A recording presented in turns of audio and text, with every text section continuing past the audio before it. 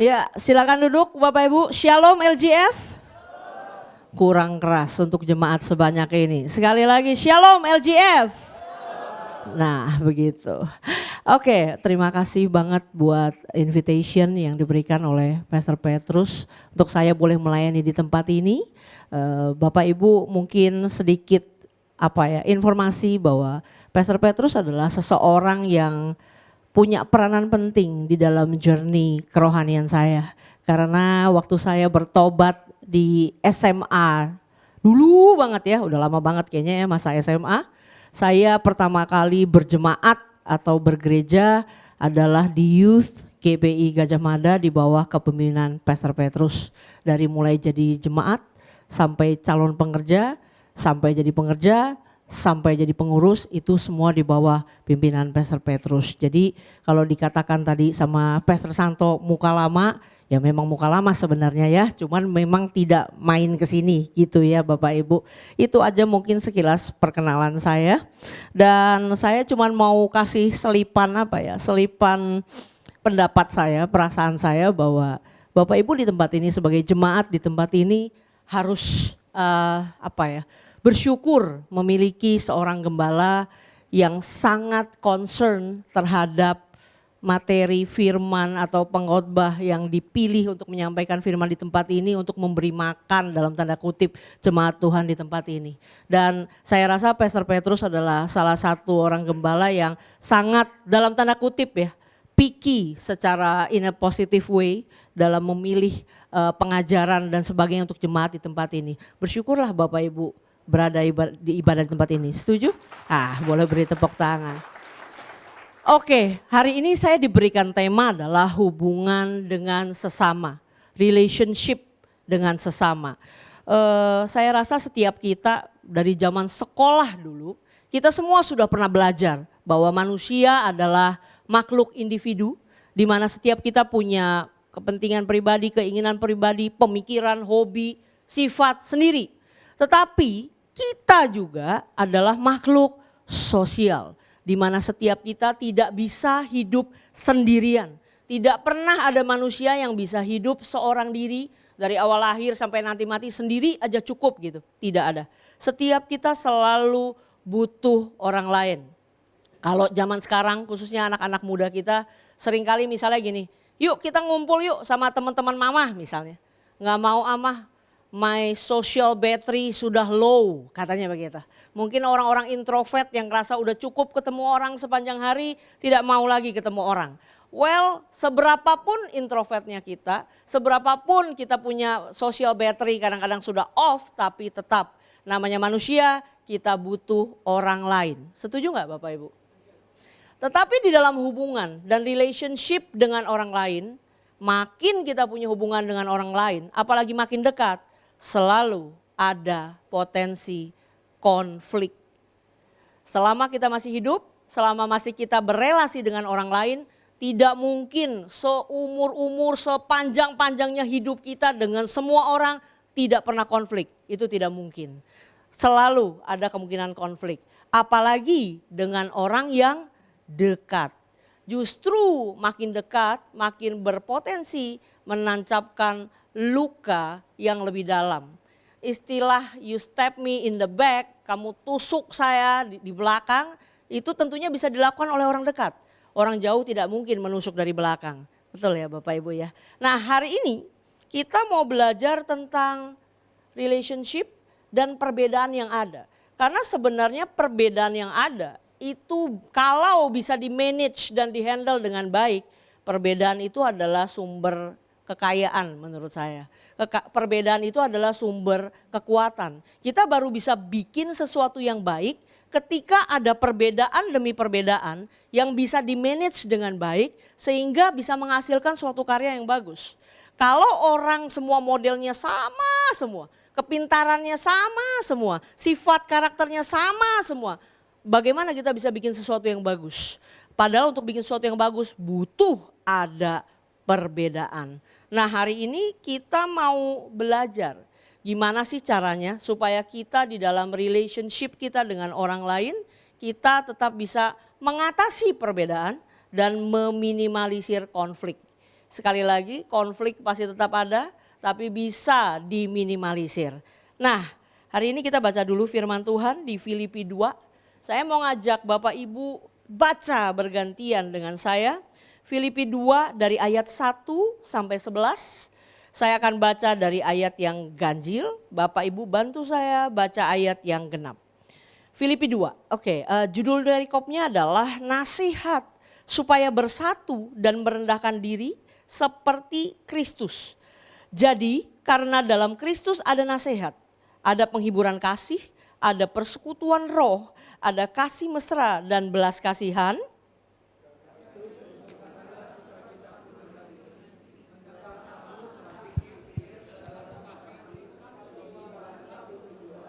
Dengan tidak mencari kepentingan sendiri atau puji-pujian yang sia-sia. Sebaliknya hendaklah dengan rendah hati yang seorang menganggap yang lain lebih utama daripada dirinya sendiri.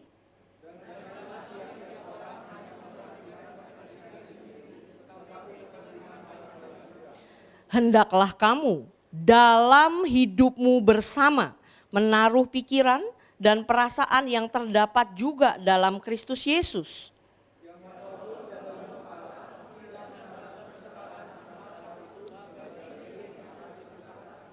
Melainkan telah mengosongkan dirinya dan mengambil rupa seorang hamba dan menjadi sama dengan manusia.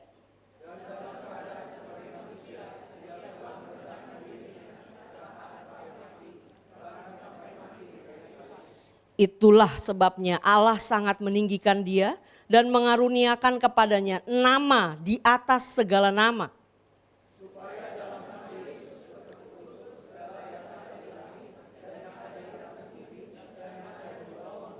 Dan segala lidah mengaku Yesus Kristus adalah Tuhan bagi kemuliaan Allah Bapa.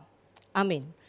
Firman Tuhan yang tadi kita baca adalah surat dari Rasul Paulus untuk jemaat di Filipi. Dan tadi sempat ada ditulis dalam hidupmu bersama. Jadi dari pesan yang disampaikan yang tadi kita sudah baca adalah arahan nasihat dari Rasul Paulus untuk jemaat bagaimana sih ngejalanin hidup bersama-sama. Dari yang tadi sudah saya sampaikan kita akan belajar beberapa hal hari ini. Yang pertama dari ayat 6 tadi sempat disampaikan Yesus itu tidak mempertahankan milik. Kalau dari terjemahan firman Allah yang hidup, pertahankan milik itu diganti dengan pertahankan hak. Kita sebagai manusia, Bapak Ibu, kadang-kadang kita justru sangat menjaga jangan sampai hak kita dilanggar oleh orang. Kita jaga baik-baik karena mungkin kita berpikir kalau bukan saya yang membela hak saya, kalau bukan saya yang menjaga harga diri saya, kepentingan saya, kepemilikan saya, nanti saya bisa diinjak-injak orang. Mungkin itu pemikiran kita dan itu pemikiran yang sangat umum sekali. Saya ada pernah menghandle sebuah keluarga di mana sang ayah yang adalah pencari nafkah, cari uang untuk menghidupi istri dan anaknya. Lalu setiap kali ada keributan di rumah tangga, ancamannya cuma satu. Kalau istrinya yang bikin masalah, dia akan bilang, gua gak kasih duit loh. Gua gak transfer lo duit buat ke salon gitu. Ke salon kan penting ya buat ibu-ibu ya. Gua gak transfer lo duit ke salon gitu. Begitu ada problem sama anaknya, kebetulan anaknya lagi kuliah, dikasih tahu gak mau ngerti, dikasih tahu berontak, papanya bilang gua stop uang kuliah lu. Nah anaknya bingung Bapak Ibu, stop uang kuliah saya belum kerja. Kalau di stop saya bayar kuliahnya pakai apa? Itulah ancaman yang diberikan oleh sang ayah ketika merasa bahwa dia sebagai seorang pencari nafkah, dia kerja luar biasa, sediakan rumah yang baik, mobil yang bagus, kuliah, istri mau dandan, mau belanja apapun disediakan. Tapi kamu tidak hormat sama saya, kamu tidak menghargai saya stop uangnya. Begitu. Saya mau tanya sama ibu-ibu deh yang di sini atau sama anak-anak muda.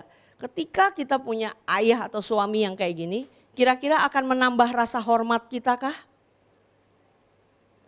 Tidak berani menjawab karena kalau bilang iya nanti beneran di stop duitnya gitu ya Bapak Ibu. Saya rasa jawabannya sudah jelas, tidak. Betul nggak? Apalagi kalau dikit-dikit itu terus yang jadi senjatanya. Sampai kita sudah bosan. Saya mau bilang sama Bapak Ibu bahwa mempertahankan harga diri, maksa orang menghargai kita, maksa orang untuk harus sopan sama kamu ya. Oh harus nganggap kamu terima kasih terus sama kamu ya. Percayalah tidak akan membuat orang jadi makin hormat. Tidak. Mungkin kelihatannya nurut. Mungkin kelihatannya siap Pak, baik Pak, siap salah. Tapi itu semua hanya dilakukan di depan kita. Supaya apa? Supaya duitnya tidak di-stop. Bisa jadi sang anak yang terus-menerus diancam akan punya planning masa depan. Planning apa tuh? Planningnya begini, oke selama masih dibayarin kuliah, oke apa aja kata papa saya ikut. Nanti loh, lihat loh. Kalau gua udah punya duit sendiri, lihat aja nanti. Sangat mungkin. Kenapa?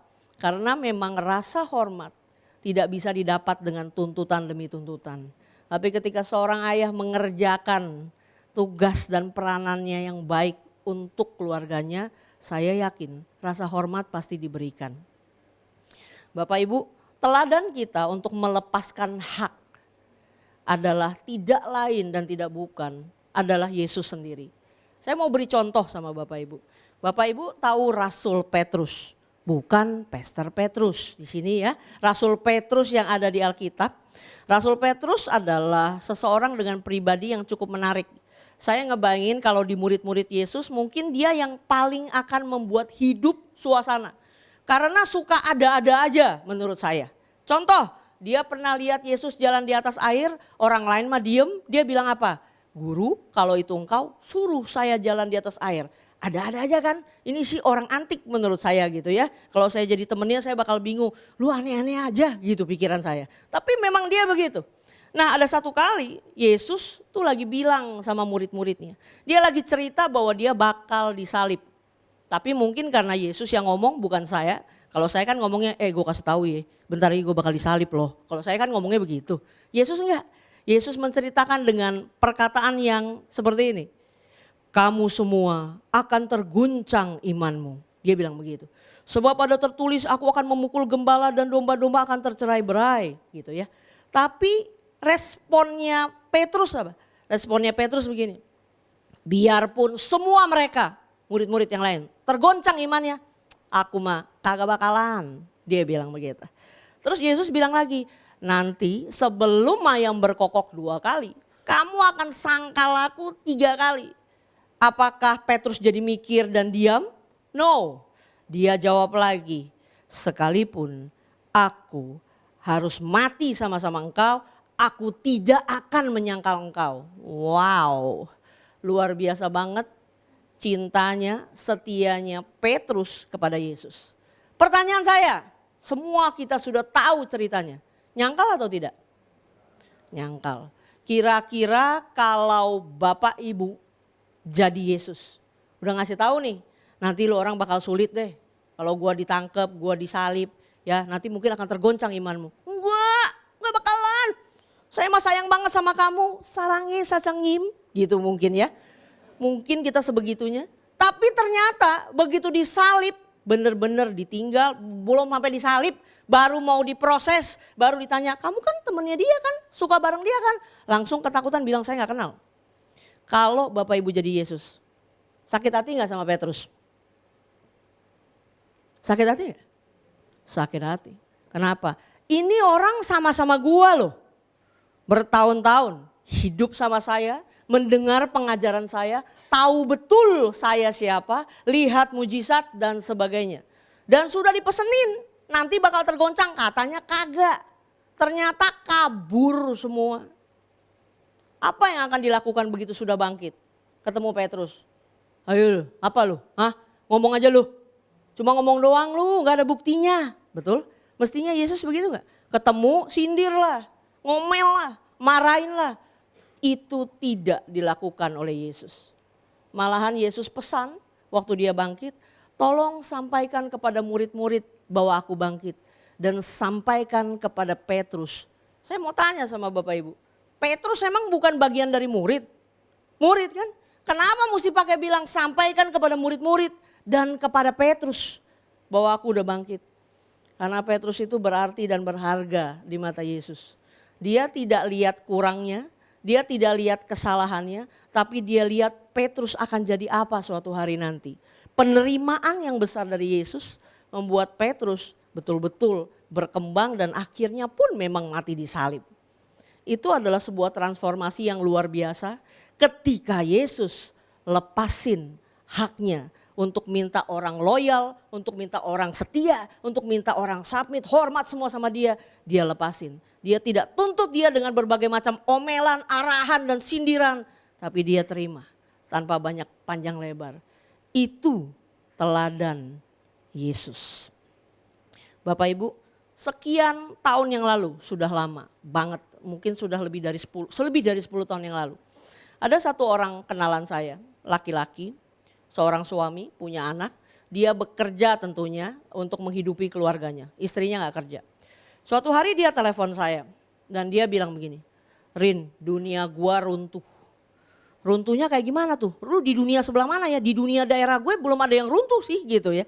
Ternyata dunia hidup dia runtuh. Kenapa runtuh? Karena istri yang dia kasihi kedapatan memiliki hubungan dengan pria idaman lain. Dan dia sakit hati banget. Dia ngoceh sama saya kan. Dia bilang gue kerja setengah mati buat dia. Dia mau apapun gue beliin. Dia mau ke salon, dia mau apapun gue sediain. Tapi ternyata dia malah sama cowok lain. Gak punya duit cowok itu bla bla bla. Pokoknya dia ngomel Bapak Ibu. Terus kami sempat sharing dengan seorang kakak rohani. Kita panggilnya kakak. Lalu ada kalimat begini yang menarik dari si suami ini. Dia bilang gini. Saya rasanya mau ceraiin aja istri saya. Karena dia sulit untuk menerima pengkhianatan itu. Lalu dia bilang gini, kalau sampai saya nggak cerai, kalau sampai saya mengampuni seperti arahan kakak rohani, harga diri saya mau ditaruh di mana? Katanya gitu. Terus si kakak rohaninya bilang begini, harga diri kamu mau ditaruh di mana? Katanya. Firman Tuhan bilang harga diri itu seharusnya dibuang. Yang bengong bukan cuma dia, saya ikut bengong. Harga diri mesti dibuang. Harga diri mesti dibuang. Wow, itu sulit. Betul ya Bapak Ibu. Apalagi kalau dari cerita yang tadi. Dia sebagai suami, oh dia butuh istri setia dong. Masa istrinya begitu? Dia yang cari duit loh. Dia yang hidupin loh. Dia penuhin semua. Tapi ternyata dia punya urusan sama pria lain. Sakit hati gak? Sakit hati. Ngampunin. Wah itu bukan perkara gampang. Harga diri suruh dibuang lalu terima kembali. Itu bukan perkara gampang.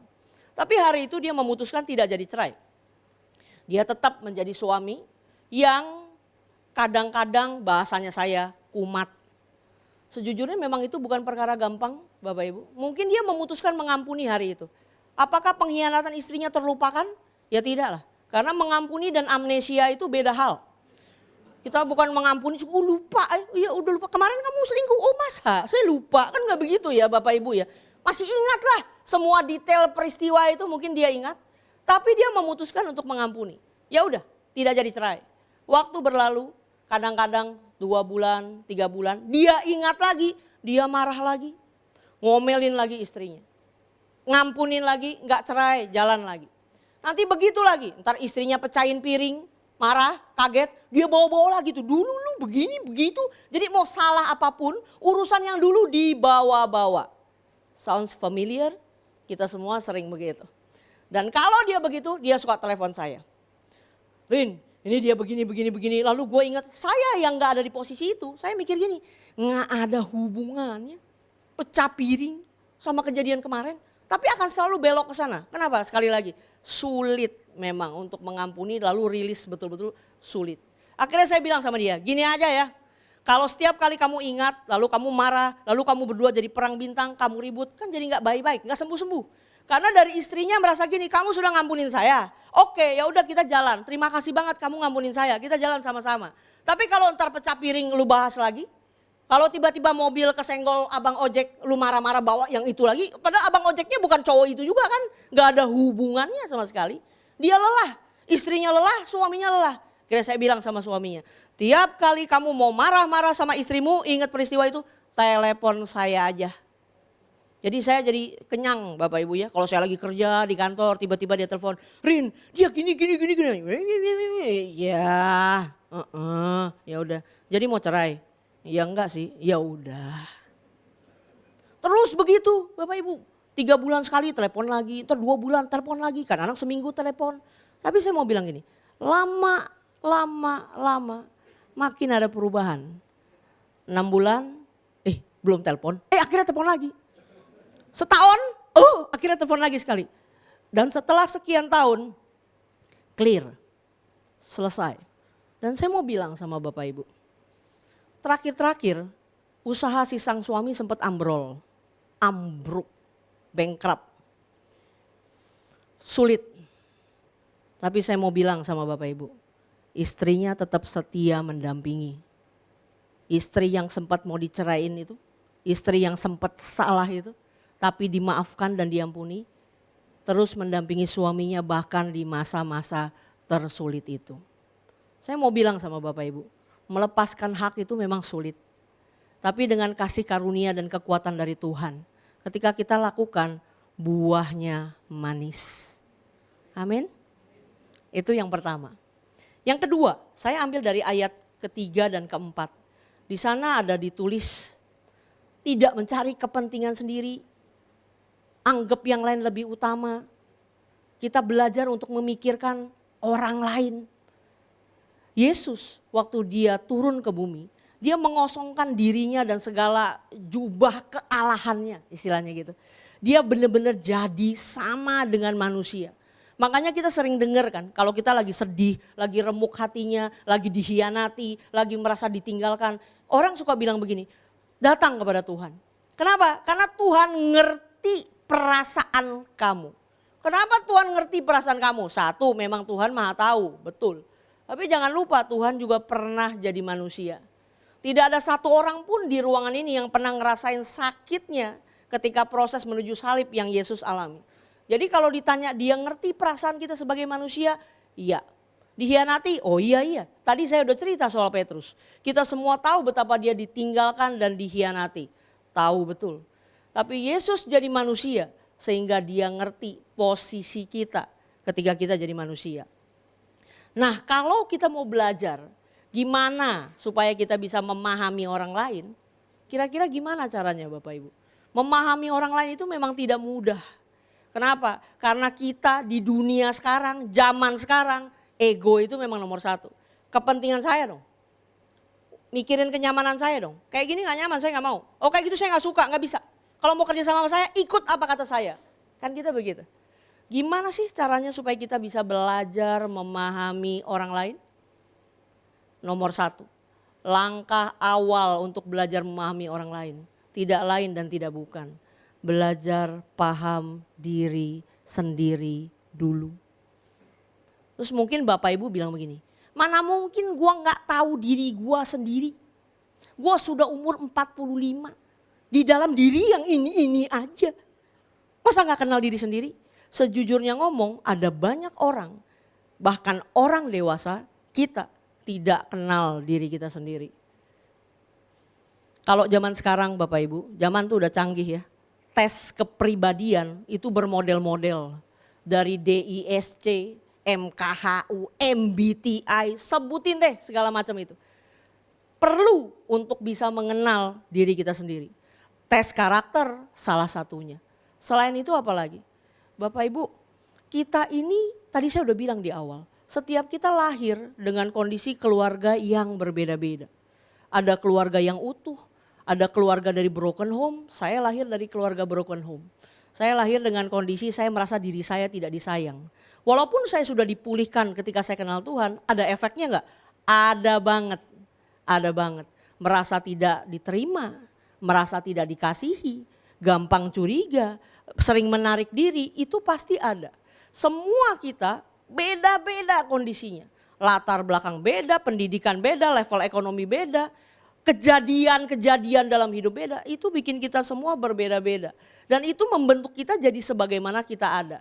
Kadang-kadang kita itu gak paham diri kita itu kayak gini itu kenapa. Kenapa saya detail? Oh memang begitu didesain Tuhan. Tuhan mendesain kita begitu unik. dengan segala sesuatu yang berbeda. Karena dia punya rencana yang indah buat setiap kita yang beda-beda juga. Dan kita harus belajar memahami itu sedikit demi sedikit. Kenapa? Karena kalau kita paham betapa antiknya diri kita akan mudah memahami betapa antiknya orang lain. Karena orang lain juga punya kondisi yang kadang-kadang kita nggak paham. Saya beri contoh. Setelah saya belajar banyak tentang diri sendiri, memahami orang lain, belajar menguasai emosi, memaafkan dan sebagainya, saya sadar bahwa kadang-kadang kita bahkan nggak tahu apa yang menyebabkan kita marah.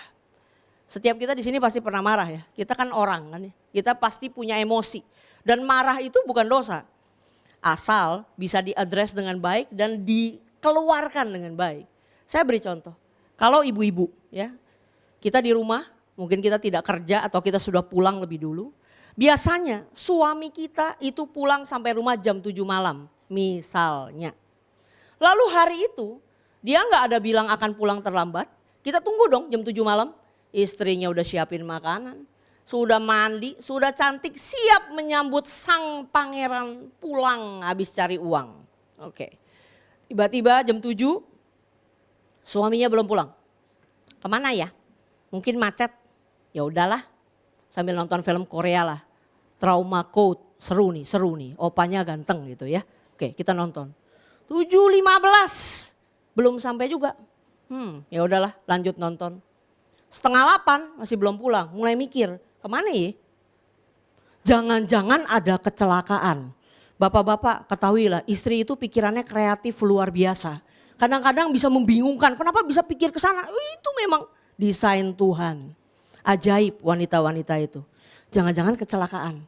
Jangan-jangan bannya kempes.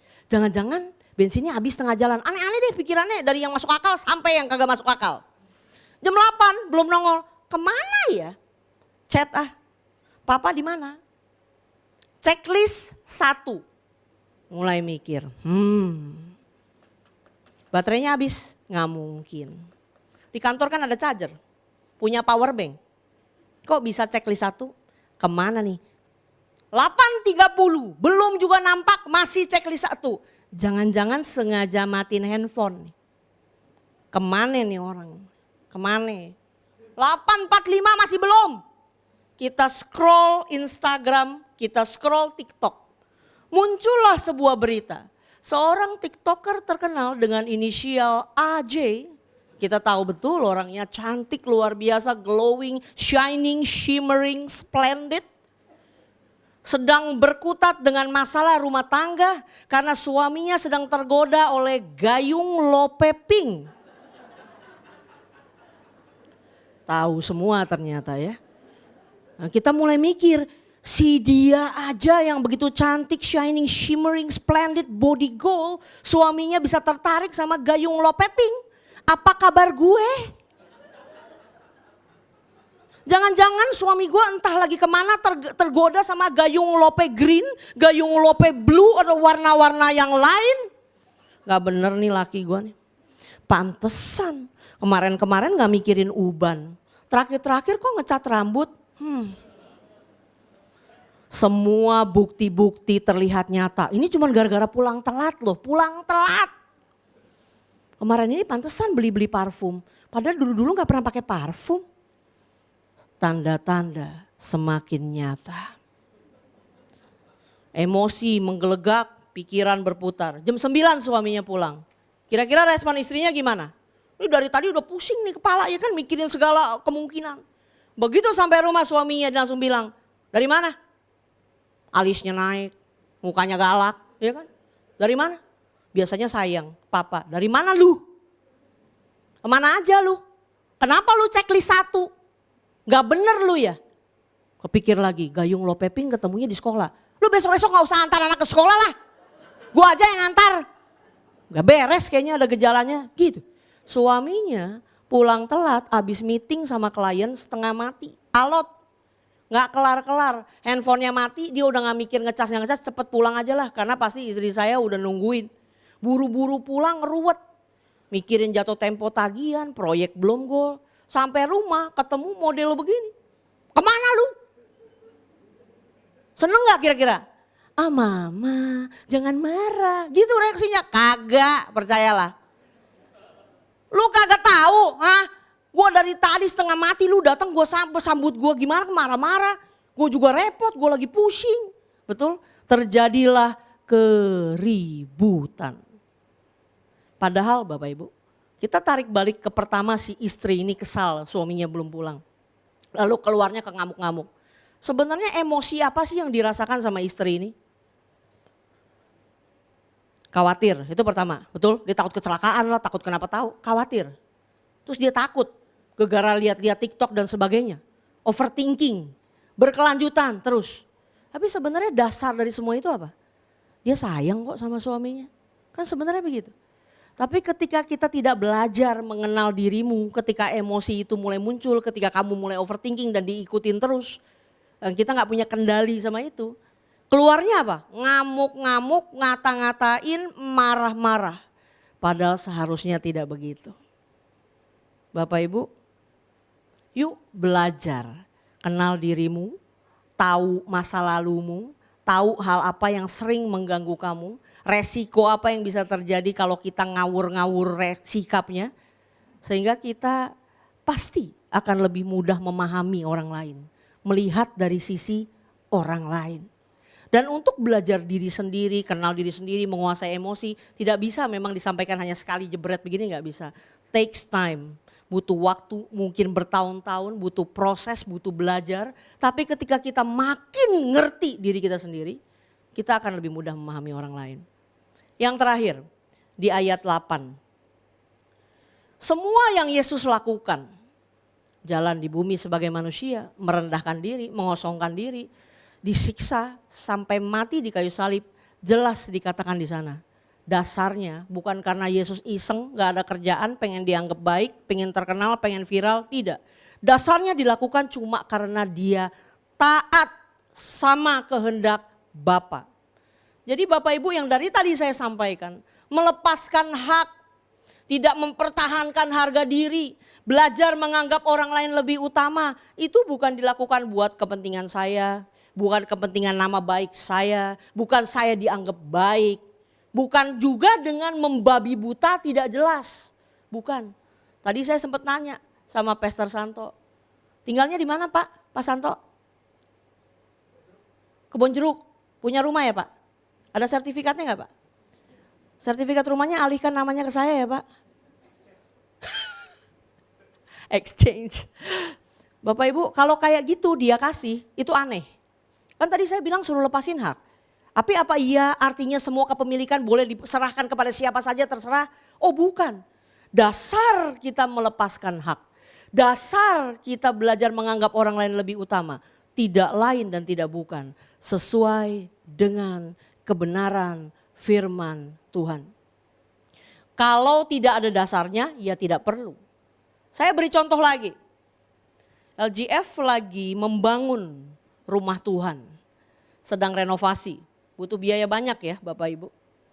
Lalu tiba-tiba satu malam Bapak ini mimpi salah satu orang dari antara jemaat di sini. Pas mimpinya begini, mobil kamu kan ada 4, sebenarnya yang dipakai cuma 3, tuh yang satu ngejogrok aja di garasi berdebu, jual, kasih buat persembahan gereja. Bangun tidur keringetan ya Bapak. Duh, maksudnya apa tuh? Maksudnya apa tuh? Mungkin gara-gara kebaktian tadi baca pengumuman kali ya. Kebanyakan mikir gua. Udah. Hush, pergilah pikiran itu. Jangan ada lagi. Udah lupain. 3 hari kemudian istrinya bilang begini. Pas semalam aku ngimpi lu. Masa aku ngimpi kita jual mobil kasih ke gereja. Idih, kok bisa begitu? Lu dipesenin sama Pastor Petrus ya? Kagak. Mikir kan? Kok bisa gitu? Si suami mimpi, si istri mimpi. Berdoa, menguji, ternyata sejahtera, yakin itu suara Tuhan. Lepasin gak haknya? Lepasin. Kenapa? Karena berarti itu kehendak Tuhan, bukan kehendak kamu. Jadi yang dikatakan tidak mempertahankan milik, nganggep orang lain lebih utama, mikirin kepentingan orang lain, bukan dengan dasar yang lain-lain. Dasarnya adalah sesuai dengan kebenaran firman Tuhan. Terus mungkin Bapak Ibu bilang gini, terus kalau gue gak jaga hak gue tuh gimana nasib gue tuh? Bapak Ibu kalau kita baca firman Tuhan tadi, jelas kok di sana disampaikan. Bahwa ketika Yesus lepasin semua itu, dia ditinggikan dan dianugerahkan nama di atas segala nama. Dari situ kita bisa belajar bahwa waktu kita lepasin hak, yang bela hak kita itu Tuhan, bukan kita. Yang memastikan bahwa kita memperoleh apa yang semestinya kita peroleh itu Tuhan. Amin. Saya sudah selesai, tapi saya akan tutup dengan sebuah cerita. Dari cerita ini kita akan bisa menangkap contoh dari keseluruhan yang tadi saya sampaikan. Mungkin para pemain musik boleh standby. Saya kalau hari-hari biasa Bapak Ibu, saya bukan full timer, saya kerja Bapak Ibu. Saya kerja di sebuah perusahaan pelayaran, saya kerja dari tahun 2001, bukan 2021 ya. Jadi ini udah jadi apa ya namanya, udah jadi dinosaurus sebenarnya di perusahaan itu karena udah jadi makhluk prasejarah.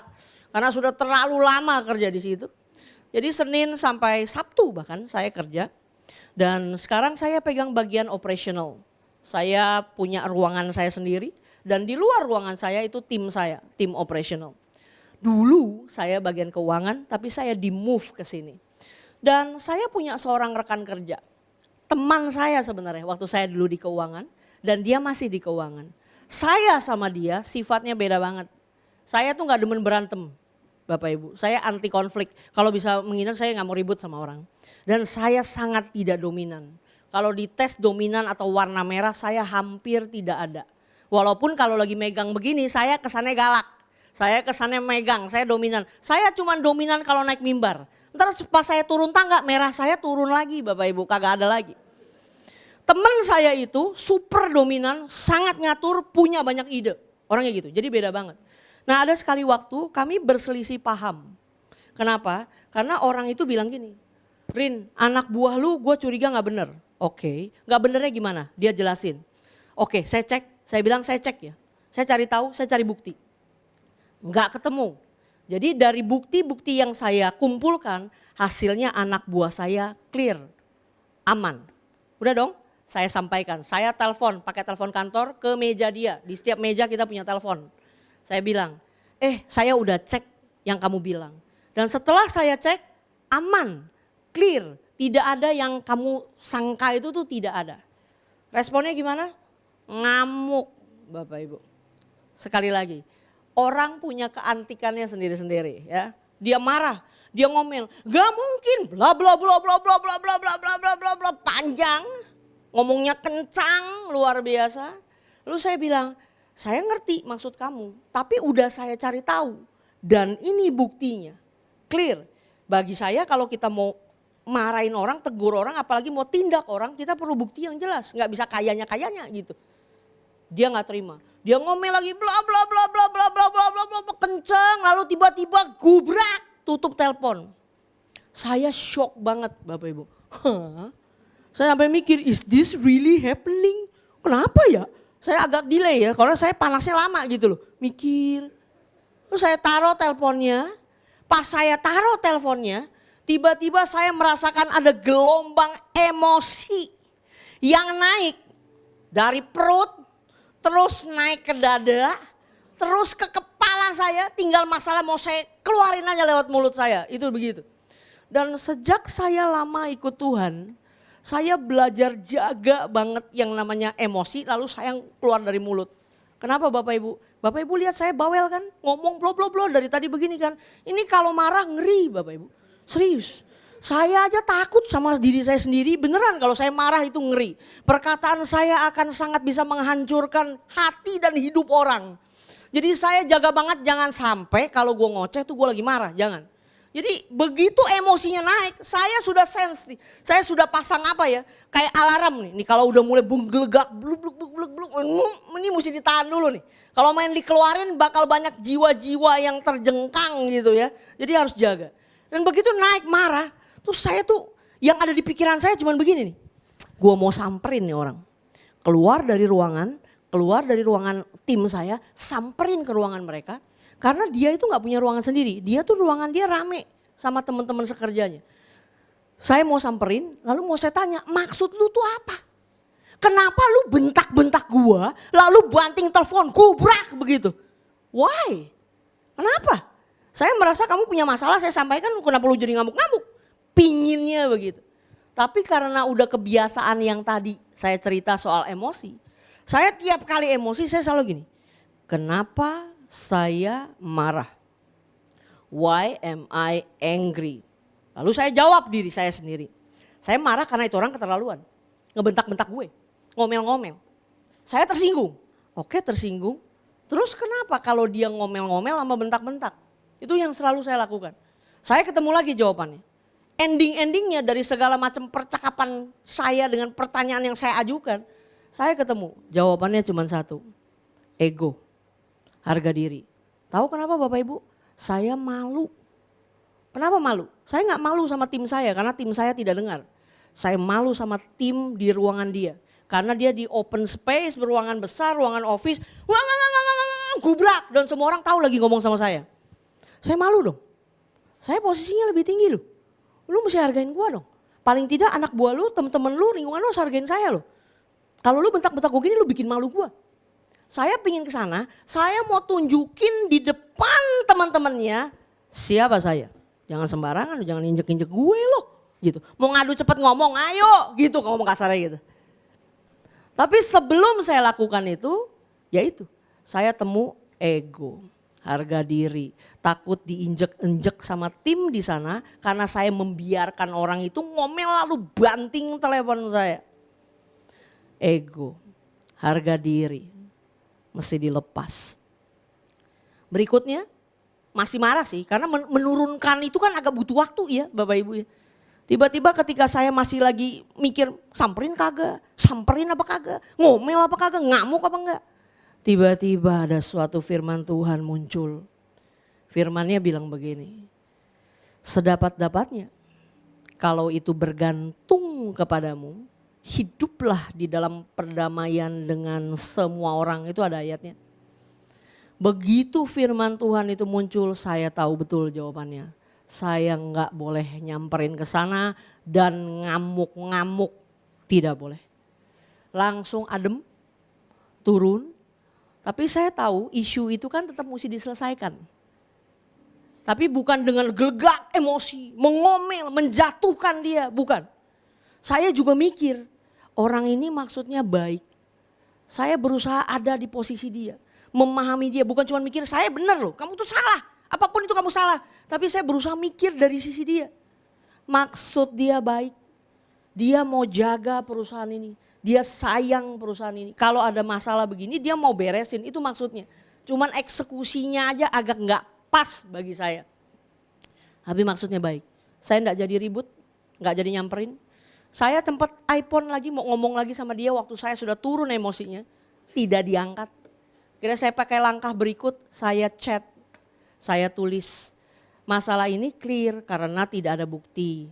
Tapi saya ngerti banget maksud kamu, saya tahu kamu sayang sama perusahaan ini, thank you banget udah begitu loyal sama perusahaan ini. Saya setuju sama kamu, kita jaga sama-sama. Saya bilang itu sama dia. Tapi kenapa ya kamu kok jadi kayak marah banget? Saya nggak tega kalau ngelihat kamu karena isu pekerjaan mengganggu emosi kamu dan ini nggak pertama kali. Saya sih harap kita bisa selesai masalah ini, kita sama-sama fight buat perusahaan dan semoga kamu clear dalam emosi kamu. Bapak Ibu, dia tidak jawab. Tapi saya tahu dia baca dengan baik. Dan saya mau bilang sama Bapak Ibu. 2 tahun, 3 tahun takes time. Tapi orang ini makin hari makin baik dalam menguasai emosi. Dan dia bisa banyak cerita sama saya mikir gini, saya mikir gitu. Dan saya makin ngerti pola pikirnya dia. Walaupun tidak semua hal saya setuju, tapi saya paham maksudnya dia. Dan yang tadi saya khawatirin, nanti orang sana bakal nginjek-nginjek gua dong. Kan gue bisa dibentak-bentak gitu kan. Tidak terjadi Bapak Ibu. No. Mereka tetap respect sama saya. Malahan kalau ada apa-apa mereka curhat sama saya. Harga diri saya jatuh karena saya membiarkan itu semua. No. Dari cerita ini saya rangkum lagi dari awal. Lepasin hak. Bukan dengan dasar supaya kita dianggap baik dan manis, bukan. Dasarnya adalah kehendak Tuhan. Anggap orang lain lebih utama. Jangan melulu apa-apa saya, pemikiran saya paling benar. Belum tentu Bapak Ibu. Coba lihat dari sisi orang lain. Ikuti apa kata Tuhan. Dan saya percaya urusan hasilnya seperti apa. Serahkan sama Tuhan. Kalau hakmu dilanggar, Tuhan yang pasti bela. Gak usah takut karena Tuhan itu adil. Amin Bapak Ibu.